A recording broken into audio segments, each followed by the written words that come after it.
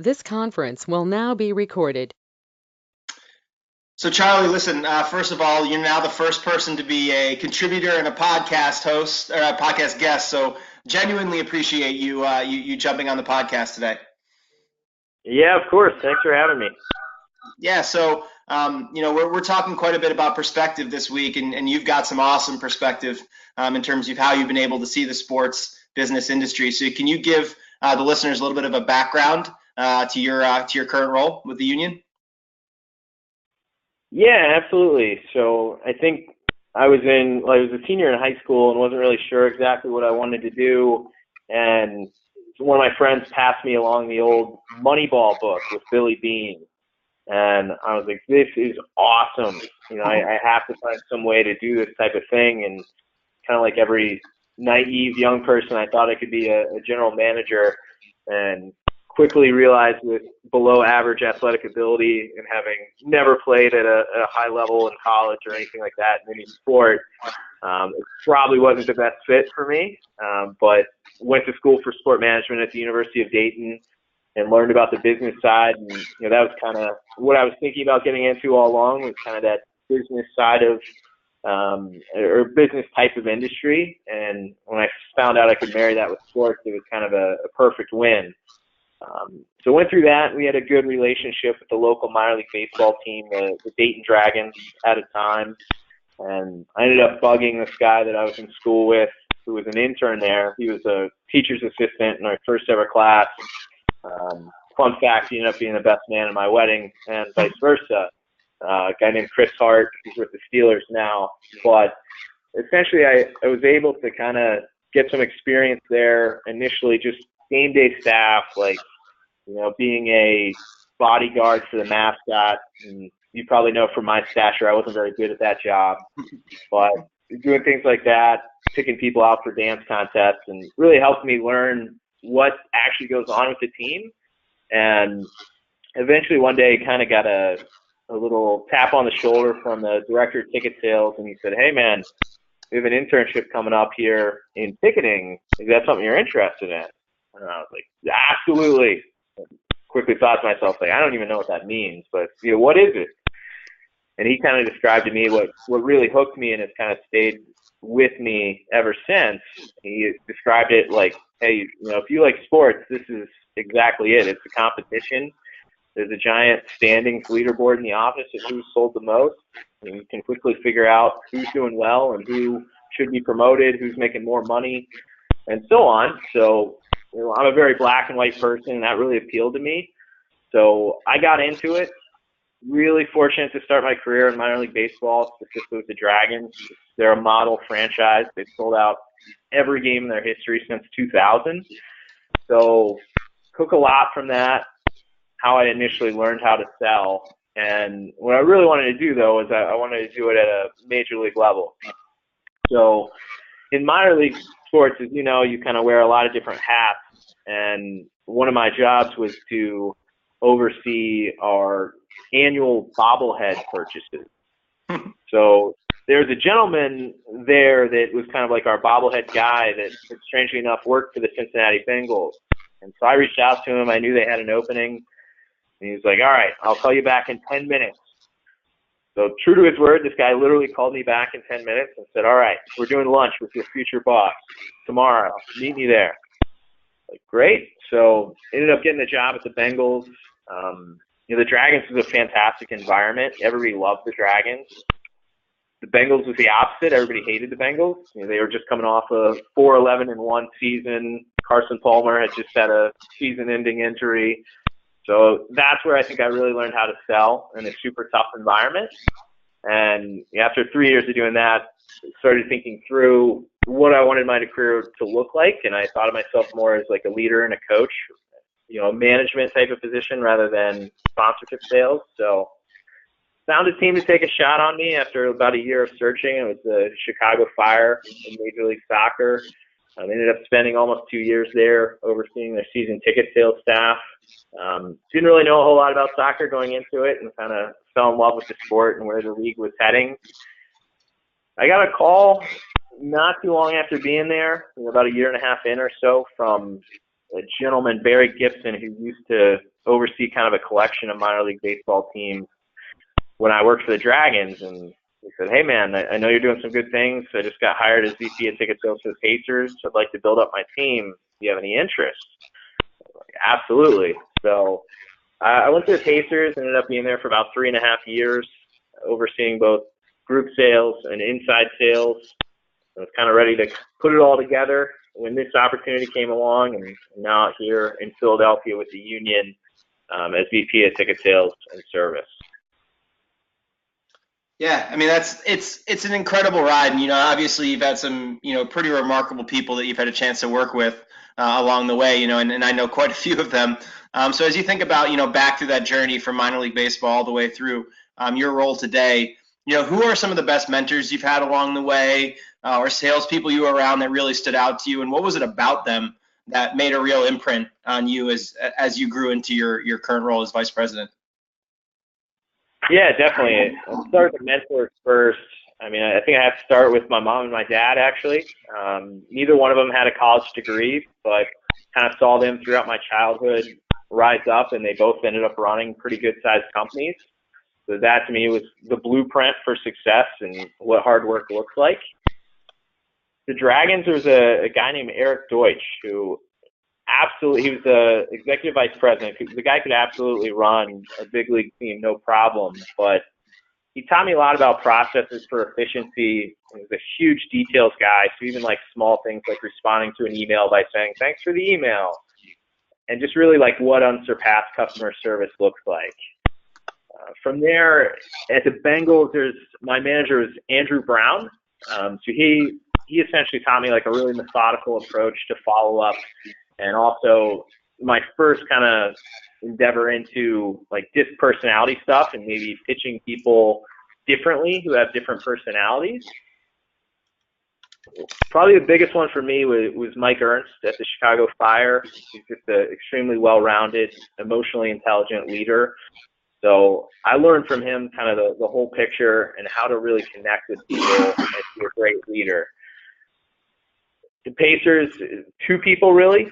Barry Gibson, who was my boss, he provided kind of the most committed effort to training and just like really how to keep people engaged throughout a training session. And I've developed a lot of my training philosophies from him. And then my counterpart there, a guy named Justin Ramquist, is probably the best in the business to me on B2B sales. So I took a lot of like coaching techniques from him. He has a really unique approach to overcoming objections that he really developed. And then also, he and I would interview together. So anytime we were looking at bringing somebody in, we would both interview the person. And I learned a lot from him about how to effectively interview and kind of figure out if people have certain traits and how to phrase questions in an extremely non-biased type of manner that you can truly figure out if people have the traits or not. And then here, our CBO and my boss, Tim McDermott, has provided an excellent opportunity for me for just to see the overview of the business as a whole and how to communicate with owners, something I've never had any experience with in the past, but being able to present to owners in board meetings with his guidance and showing them an ROI on our decisions has been really, really helpful for me.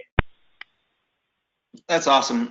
So I want to touch on Eric really quickly. When you talk about process and efficiency, I think that's something that you hear a lot about in sports, but it's hard to define what process and efficiency is. So thinking back to your time with Eric and thinking about how you currently do it, like what is a process to you? What is efficiency to you? Because again, it's a word that managers always tell salespeople, but can be super vague. Like you need to have a better process, or you need to be more efficient in what you do. And I know a lot of times the sales rep will look at their manager and be like, I have no idea what you mean when you say that. Yeah, I think it means a couple different things to me. It means generally like writing it out. So like having a standard operating procedure for different things. So as an example, the same cycle happens every year. So I have a calendar in Excel of just like, early August, middle of August, late August. These are the things that I need to be doing, and just kind of having a procedure for that. So as an example, like U.S. Open Cup pricing, we're playing in the Open Cup again this year. how did we go about doing that last year? Did we give parking to season ticket members for free? And just kind of having that all mapped out.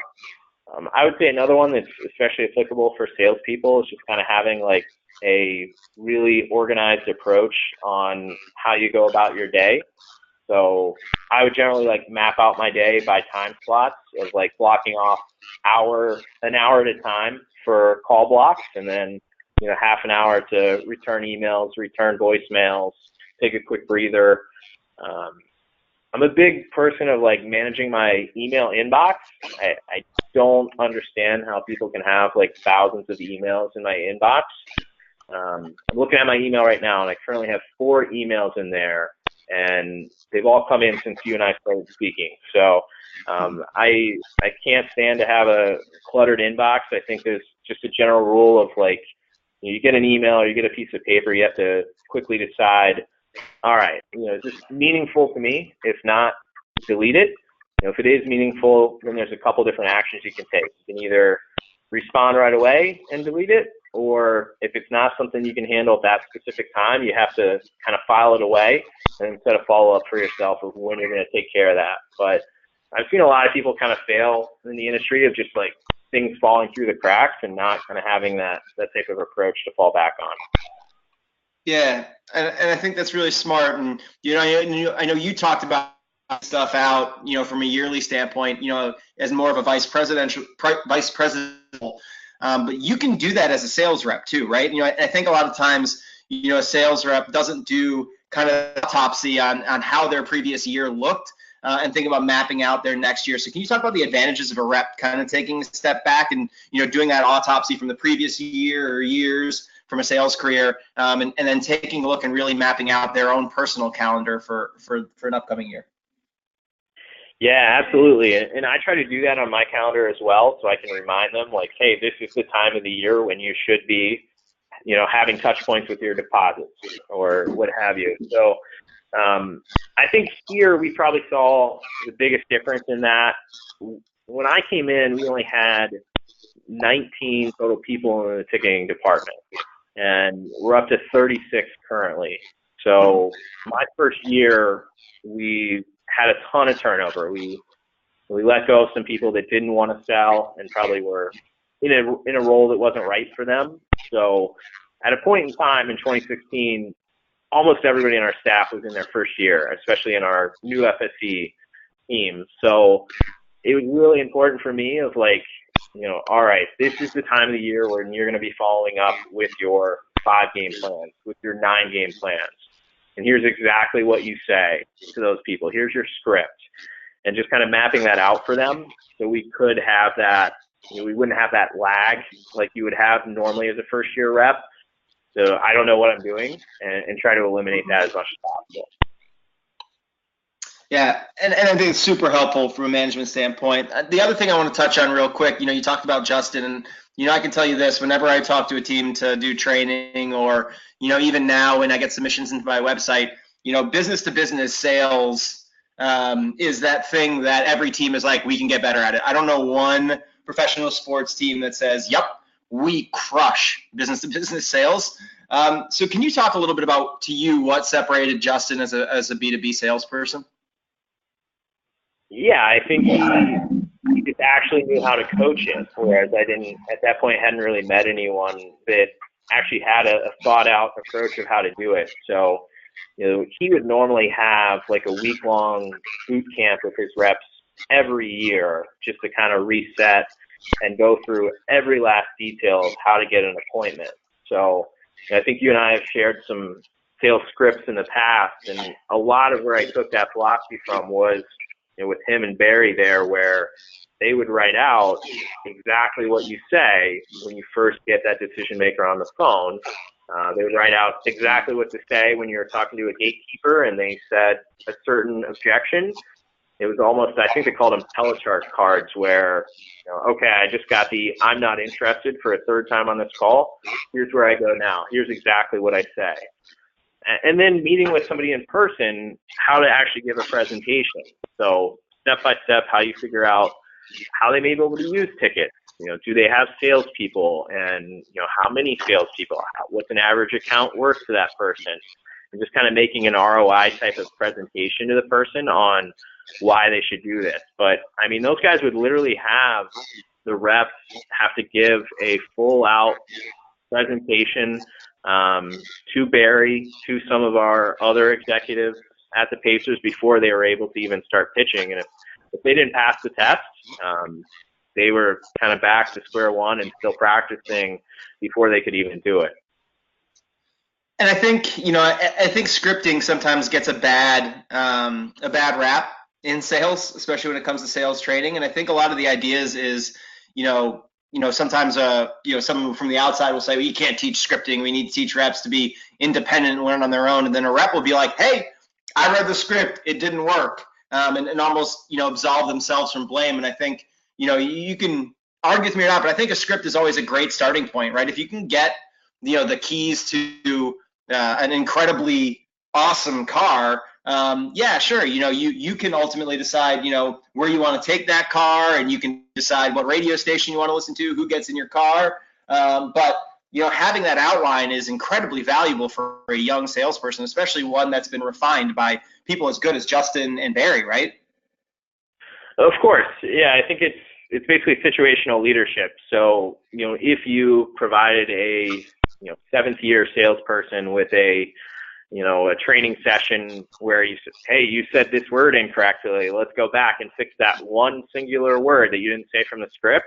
Like, that obviously doesn't make sense. It's micromanaging, but for a brand new rep for a first year, being super hands-on and giving them the exact blueprint, they don't look at that as micromanaging because they don't know any better. And until you teach them, they have no idea how to make a sales pitch. So I think you can kind of mirror where they're at in their development with like exactly how hands-on you are. Yeah, no doubt. And we talked a little bit about bringing you on, having that perspective that you've had, and so along those lines of the scripting and some of the stuff that works. So you've sold and managed now in minor league baseball, NFL, MLS, and the NBA. So what are some similar things that you've seen between selling all those different products, and then what has struck you as very different between those four? I think there's more similarities than there are differences. I get that question a lot of like, if I sell in the MLS, could I then sell in the NFL? And I think the answer is absolutely, because the basic process of how to sell and the steps in the sales pitch are very, very similar across different leagues. Yep. That said, I think some of the big differences that occur are specifically like the number of games and how you slice up your packages. So in baseball, you have a ton of games. I think in minor league baseball, we had 70 games, but in MLB, you have 81. So you can have a full season, a half season, a quarter season, a weekend package, a big games package, a weekday package. And whereas in the NFL, like you literally just have a full season package for the most part. So I think that's different in terms of how you cut up the packages and how you pitch them. There's also some unique nuances with the different leagues. Like I would point to kind of pitching a supporters group as being vastly different than maybe pitching like B2B, which is more prevalent in the NBA. But, given that talking to a supporter is so different and kind of referrals driven and really engrossing yourself or really being a part of that type of culture where you can kind of speak their language is a little different. One of the biggest differences for me I ever saw in my career was when I went to Chicago, and 4 of my reps had 95% of their calls in Spanish. So that was something I had never experienced before, like in the NFL or minor league baseball. So certainly little differences there. And, I took 4 years of high school Spanish, but was nowhere near being able to actually like spell in the language. So we spent a lot of time, like myself and the reps, looking at what the script meant and, how with the different language, like tickets or membership would actually mean different things to different cultures, and kind of really just honing in to make sure it did actually fit for who we were pitching. And so one of the things that I always argue too is I think, sports fans make a very general consensus, right? Well, if we're selling MLS, this thing works in Chicago, then it should work in Philadelphia. But, I've always said there's a lot of differences, not just in, each individual sport, but each individual sport in each individual marketplace. So I'm interested a little bit, for you, what are some of the differences between now having sold MLS because I can tell you from my experiences, selling MLS in Columbus and Houston, for you, what are some of the differences that you've seen in terms of selling soccer in Chicago and in the environment that you guys had with the Fire and selling it, now again with the Union? Yeah, so it's a strange one. There's actually a lot of similarities between the two clubs. I think when we benchmark ourselves in Philadelphia against, what club has the most similarities with us, it actually is Chicago. We both have suburban stadiums. We haven't had a lot of recent past success or winning on the field. I would say the big difference is probably just the huge Hispanic market in Chicago, whereas that doesn't really exist in Philadelphia. But in terms of youth soccer market, kind of strategy or the way we're going about things is similar. And Chicago obviously has a lot more history. They've been around a lot longer than the Union, but in fact, it's different probably as Columbus and Houston are. I would say Philadelphia and Chicago actually have a lot of similarities. Yes, that's an excellent point. One thing, so I'm always, one of the challenges that we've had in soccer, and I don't know how much you've gotten it, but knowing that B2B is one of these questions you always get asked. One of the biggest objections I've found in soccer, so I'm totally putting you on the spot here, is, well, we don't do soccer. They'd see soccer as risky, or we don't have any fans in the office. You're teaching a young soccer sales rep, and I'm sure there's lots of people that would rubberneck and actually like to hear this from other sports. How do you get a business person over the idea of buying into soccer? Because inherently they have not bought soccer before. So as much as they're hearing about it and as much as it's a World Cup year, it's an inherently risky thing to put money into. So how can you ease the mind of a potential business-to-business buyer in terms of getting them to commit to soccer? Yeah, I think there's a handful of things. Like, one of the things we've done is we've put more resources toward that area. We now have 5 people in our premium department, which is more than we had at the Pacers, just to really put a concentration and focus on the area. I would say another one is for those type of people that haven't really experienced it a lot is inviting them out to the stadium. We have a terrific kind of home field advantage here where it's just a super scenic place to be. You're right on the water. You have this kind of massive bridge in the background. So it's just an awesome spot. So we generally never have people that come here that are like, that was kind of lame. I didn't enjoy it. Like, everybody's normally pretty supportive if we can get them here. So we will have to kind of pull the old, like, hey, why don't you come down? You can use my personal seats. Want to give you a tour and show you around a little bit.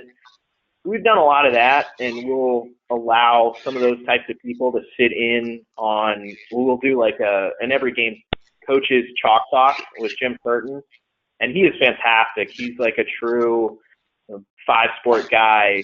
He played professional soccer, but loves the Sixers, loves the Eagles, loves the Phillies. So he can kind of speak that language a little bit and talk through. We had a guy who runs a landscaping company in the other day. He's never been to a soccer game, and he asked him, just like you typically would a salesperson, like, it's qualifying questions of, what's your favorite sport? What do you get into? Okay, well, you're a basketball guy. Okay. So then he explains kind of the game of soccer from that perspective and what like a extremely novice viewer should be looking for that night in the game. So that's huge, I think. And then the other one we'll kind of use is throw out the stat about, so they may not be huge in soccer themselves, or they don't maybe necessarily know that a lot of their employees are or clients are. We'll tell them that, youth soccer is the #1 participation sport in the United States.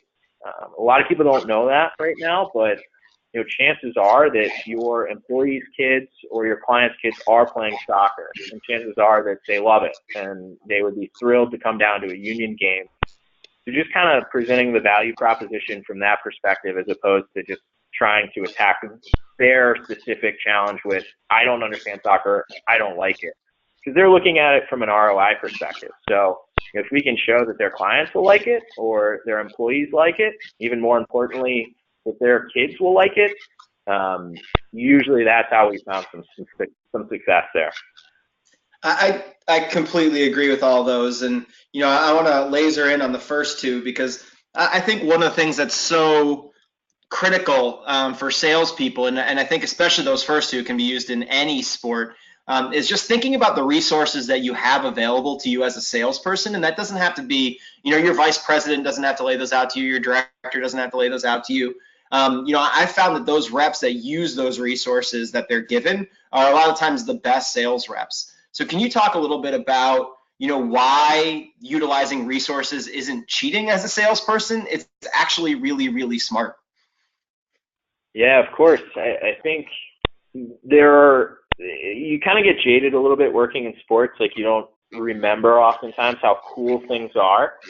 And people get the biggest kick out of just small things like going down to the field. Literally could make somebody's night if you take them down to the edge of the field. Had a guy the other night who we were trying to pitch for a big perm suite, and he stopped by the kiosk and was like, "Man, this is really cool. Super excited. My kids had a great time." And we happen to have a couple Philadelphia Union branded blankets laying in the back, hadn't been used, not something we thought would be super coveted. And I said, "Oh, thanks so much for coming out. Thanks for taking a shot on us. Hey, let me go grab something real quick," and handed the guy 3 blankets for his kids, and you would thought I gave him a new car or something. This is the coolest thing ever. So I think small things like that actually go way longer or way further than you would think of, just because we're exposed to it all the time. Yeah, there's no doubt. It gets very easy to, when your offices are in a stadium or near a stadium, or you get access to the stadium all the time, to remember that, almost no one has ever been into a stadium, when the lights are off. And as cool as a sold out stadium is, a lot of times that we forget that the opportunity to be in a stadium when nobody else is in it is an unbelievable experience for fans. So things like what you talked about and bringing them down to the stadium and getting them to understand it and know it are truisms across sports from minor league baseball all the way through the NBA and the NFL.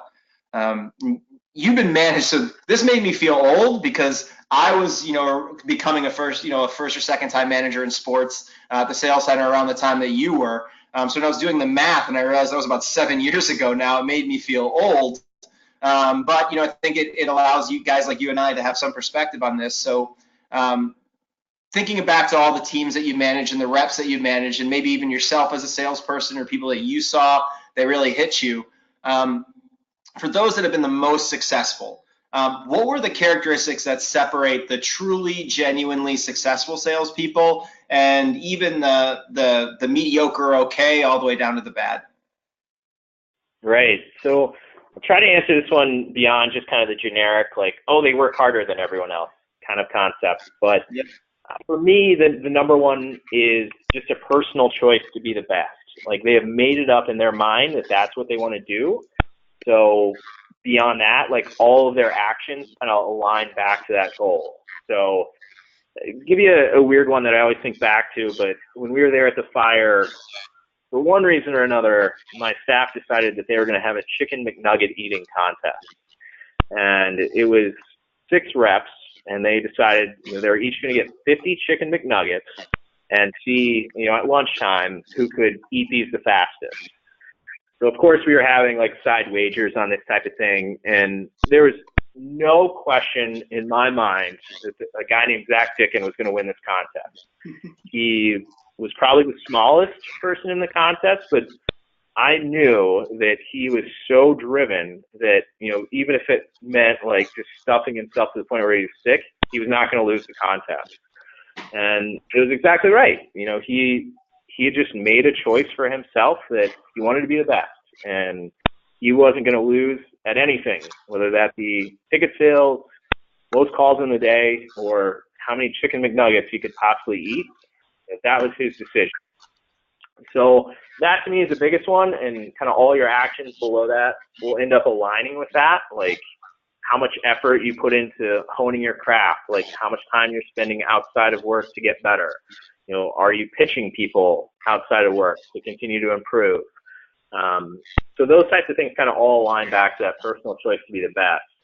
But as far as like different traits go, we found a couple unique ones in that, there are people that are comfortable with conflict.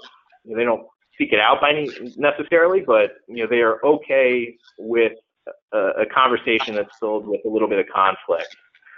So, with that one, when we're interviewing people, we'll ask people to give us a sales pitch. Like, what's a product, a concept, or an idea that you feel particularly passionate about that you feel comfortable speaking intelligently about? And people oftentimes pick like their college or their favorite sport or something like that. And I'm not necessarily looking for, can they create a sales pitch? I don't expect them to be able to do that. We can certainly teach them that kind of thing. But the one thing I do want to see is after they make their pitch and I push back on them, what do they do? Do they say, oh, okay? Or, when we say like, great, thanks so much for the information. I'll follow up with you in like 6 months once I kind of make my decision. How do they handle that specific question? Because a lot of people will just say, great, here's my information. Whereas other people will like just instinctively kind of say like, oh, okay, well, it must be something kind of causing you to hesitate there. What exactly is it? And that to me is one that's kind of a little bit more instinctive. You can teach that, absolutely, but I think there is sometimes a struggle that if you are not, don't have it personally made up in your mind, like I'm okay with pushing back on this person, you're not going to be able to learn it because you're just not comfortable doing it. And then the final one I would say is just the ability to connect with different personality types. So we did that a lot at the Bengals in terms of like training on this personality type of stuff, but whatever personality type you are, there's a good chance that you're going to be pretty good at selling your own personality type. But once you get to somebody who's maybe the complete and total opposite of you, maybe you're task oriented and they're people oriented, you're an extrovert and they're an introvert, are you able to kind of jump over into their area, of personality and really mirror them and speak to them effectively and kind of pitch them in a way that they would like to be pitched as opposed to the way that you would like to be pitched? So it's another one that can kind of be instinctual, but also learned. And we look for people that are kind of able to do that. Oh my gosh, there's so much to dive into there. All right, I'm going to try to be as quick as I can on this stuff. But the first one I want to touch on, because I think you say, people who, make that decision to be the best. And, there's going to be a lot of people who, will have eye rolls at that and say, oh, of course they do and blah, blah, blah. But oftentimes that's the hardest decision to make, is to be the best, right? Like, people may think, oh, that's easy. Yeah, of course I want to be the best and blah, blah, blah. But like the decision to actually become the best is the most difficult decision a salesperson can make, right? Because that's going to have the highest amount of energy and effort put towards it. Like selling in sports, you don't have to put a ton of energy into being mediocre, but you have to put a ton of energy into being great, right? Am I crazy? No, you're absolutely right. It is a tough decision to make. You could often find yourself in a very tough like priority type of standpoint. Do I prioritize my career or my family? My career or my spouse, or all sorts of different things you could be faced with that could lead to some like actual life challenges and problems and conflicts. But aligning all of your actions with that decision is, to me, what I think about in terms of like, did you actually decide to do that, or did you just say you wanted to do that, but then not actually have your actions align with that? And it's so easy to slip back, right? I can count how many times, a rep's gone from X amount of revenue to 3X amount of revenue. And then instead of, it may be tough to go to 3X again, but even going to 1.5X or 2X revenue, they have a slight improvement going into that third year. And, there's a quote I heard, I'm a big Tottenham Hotspur fan. And anybody that is around me or sees it for any period of time knows that. And, one of the things that their coach, Mauricio Pochettino, said about their star striker, Harry Kane, was, how difficult it is and how much effort he has to put into maintaining being great, because scoring more and more goals every year, when you're scoring more goals than anyone in club history has, that's really, really difficult, right? Absolutely. I think you'll see people that'll they'll tweet out pictures of like, oh, really going through the grind today, and they'll tweet out a picture of they're the only one in the office early in the morning or something. Like, that is such BS. Like, if you have to tell people that you're doing it, it's not true. It's like the people that do it when nobody's looking. There's a guy here at the Union. It's his 2-year anniversary today, and this dude has literally given 100% every single day he's here. Like, he's led the monthly talk time contest every month he's here pretty much. And, it's people like that I can say, like, all right, you did make that decision. I mean, and listen, I'm always someone too that, there's always that argument that like, and I've gotten into serious disagreements about this, but you don't have to work from 7 in the morning till 7 at night to be a great salesperson. You can work 9 to 5 if you are maximizing every single minute of the day. And oftentimes it's such a misnomer, even those people that are getting or staying until 7 at night, a lot of times it's because they just didn't do their job between the hours of 9 and 5, right? I agree with that. And I think, it's oftentimes like even what you're doing at home too. So like, instead of just doing your job as an example, like, I would love to go home and just play around with my fantasy baseball team and, hang out with my wife and my dog and stuff like that. And instead of reading a book, it's like a self-help book on something. Yeah. So it's also like those decisions you make to like, kind of grow yourself and increase your mental capacity as well. Yeah, there's no doubt about that. There's so much that you can do on Saturdays and Sundays that don't steal a time away from that. And I mean, we could have another huge thing on, what's the self-prospecting that you can do if you just take a half hour, 45 minutes a night while you're watching, for me, The Bachelorette. The amount of self-prospecting stuff you can get done during that time is crazy. It's just that dedication to making sure that you're moving your business forward, every single day and finding a way to do that. And, if you can do that in 3 hours, great. If you need 15 hours that day to do it, a lot of times it's those people who have made the decision to be the best that figure out whether it's 3 hours or 15 hours. That's just what I got to do today to make sure that my business is in better shape today than it was yesterday. Yeah, I didn't know you were a big Bachelorette guy, Brett. That sounds like it could be a really big one for you. It's pretty awesome to be marrying into not only a wife that supports my Bachelorette and Bachelor watching, but her family is big into it as well. So it's been a tremendous life acquisition for me on my TV watching for sure. Double win across the board there. Yeah, no doubt. The other thing I want to touch on, comfortable with conflict. That's a good transition from the Bachelorette to being comfortable with conflict.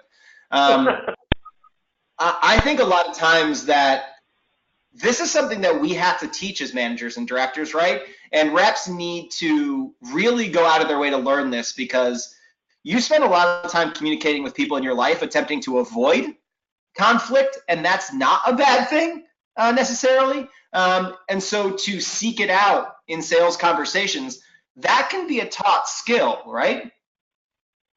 Absolutely. We have a guy here that, I thought had kind of made up the decision for himself of like, man, I just can't do this. I don't feel comfortable really pushing people. And I wasn't totally sure he was going to make it. But, after he just kind of made up his mind of like, I want to dedicate myself to this. And we would kind of work through with him, like, exact language that he could use that maybe, was kind of a conflict, but he felt comfortable saying it like in specific ways. So I agree with you that, I do think there's a little bit kind of a innate type of feeling about that. But, if you can at least kind of come to terms with like, okay, in my job, I'm going to do this. You can work with a person to figure out what types of words and language they may feel comfortable with in order to do it with somebody. Yeah, and I mean, you guys, you call it, being comfortable with conflict. For me, a lot of times it's lead qualification, right? Like, I want to make sure that I'm having serious conversations with serious potential buyers at all times. And that means having difficult conversations with someone. And I think it doesn't matter how you slice it up or how you talk about it. But as a salesperson, if you really care that the people that you're selling to might actually buy, then you're going to be comfortable with conflict. It's those ones that, well, as long as hope is still there with that person, then I'm not going to push them. But, making sure that the people that you're speaking to are qualified buyers. I know this may sound crazy, but the more qualified buyers you're speaking to, the more sales you're going to make. Yeah, totally agree. Hit the nail on the head. And so, making a transition here, work-life balance is something that we talk about on this website, quite a bit. And it's critical, I think, no matter what sport we're selling. And one thing that has, stood out to me about you is just how positive you've been and how positive you are whether you're selling yourself or you're working with other people. So what do you do to keep yourself so positive with all the work that, goes into, being not just a sports business professional anymore, but, now vice president of ticket sales and service, and having people you're responsible to above you and having people you're responsible to below you? I love this question, I have to tell you, and I struggle to kind of define it. So here's what I came up with. I think, number one, I'm positive by nature. Both my parents are just really positive people. I don't think I've ever really had anything like bad or horrible ever happen in my life. So I just kind of always believe that good things are going to happen to me. So just kind of starting off with a mindset type of thing, like I wanted to work in sports. That's exactly what I'm doing. So try to keep the big perspective in mind of like, great, I'm doing exactly what I want to do. So, things are going pretty well right now. I think with that, you also want to surround yourself with a really good support system. My wife has been gracious enough to follow me around the country in order to do this. So that's an incredible sacrifice for our family. And I think that has allowed, me to be able to move around and kind of seek out an opportunity when it comes up. But I do see with a lot of our young people, early 20-something reps, that they'll get really down over the team losing. And we really want to make sure we're talking with them about that, because it's not something that we can control. It's not a variable that we can change by any means. So from my perspective, like as long as our executive team and our ownership group is understanding that, when the team performs a certain way, a certain level of sales and revenue would be expected. We're pretty fortunate here at the union that I believe that is the case. And with that and with the expectations, they're just looking for us to raise the bar. They're not looking for us to, turn a really poor losing season into what a playoff season would look like. But they are looking us to outkick our coverage, punch above our weight class, or whatever you want to say, and just raise the bar on that. So as long as you're in that type of situation, I think for me, I've been able to kind of separate wins and losses. And I think the Pacers were really the only team I worked for that had a good amount of success while I was there. So it wasn't something I really thought about going into any new job. Is like, is this a winning team or not? It's not something you can control, so it's not worth spending any mental energy on. No, there's no doubt about that. And, I think that's really good advice, ultimately, is, continuing to find a way to have perspective, whether you've got to take that responsibility on as an account executive or you've got to be the one that kind of drives that culture when you're a vice president. But to be able to say, listen, we get to do something. And, I call this, for me, it's the, the dinner time thing is, if you're going out to dinner with people or you're having dinner with people that you may not have spent a lot of time with before, and everyone's asking, what do you do for a job? We have that job that, whether you're an inside sales rep or you're a vice president, that everybody has questions about.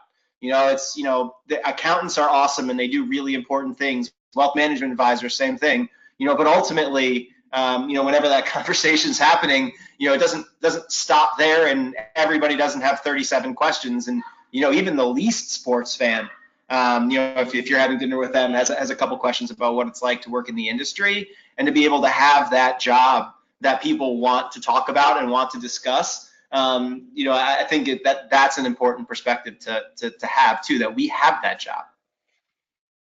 Yeah, I think, if you think about it, there's a ton of people that would probably trade places with you in terms of the career you're in. So I think it's remembering that and remembering to feel fortunate that, you did get in and you've been able to stay in.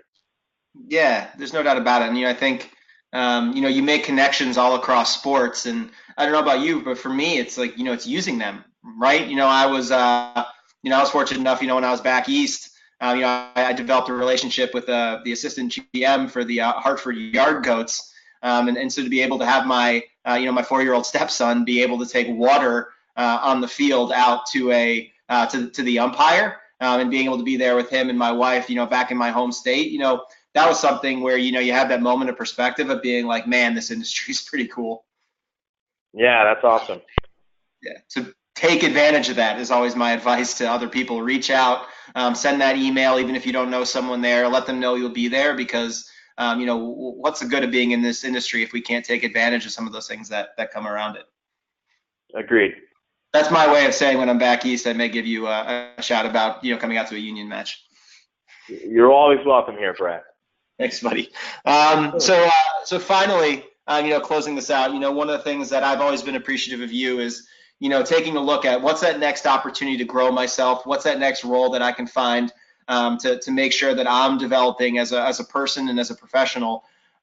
So, kind of peeking under the hood, what drives you to seek out those new challenges and opportunities, or finish those challenges and opportunities? I think it goes back to that one we were just talking about the desire to be the best. My dad would always tell me, like, it's not worth doing something if you're not going to attempt to be the best at it. If you're not going to put full effort into it, then it's like almost don't bother. So it was his way of telling me, like, man, you better hustle and go after it every time. So I think kind of going hand in hand with that is like the fear of failure. That's one that always gets me, of like, intense, anxiety of like not succeeding. I probably put that way too harshly, but I think you need to be driven in some way to not drop the ball and kind of get after it. So like one of the big ones we always have for our staff is every year we want to win the league award for the best sales and service staff in the league. So it's something that's on all the documents we have. It's something that reps know about, very visible, all the directors know about, and kind of gearing ourselves toward that goal. I've always personally been drawn to things that I'm not good at. Sales is something that I was not good at to start off at all.